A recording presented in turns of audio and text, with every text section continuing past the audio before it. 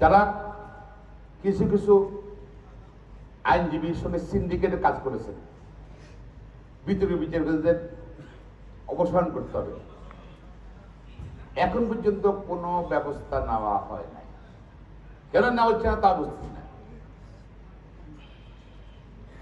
আওয়ামী লীগের সঙ্গে সবাই যে খারাপ হয়েছে তা না, অনেক ভালো বিচারপতিরা আছেন, অনেক বিচারপতিরা আছেন।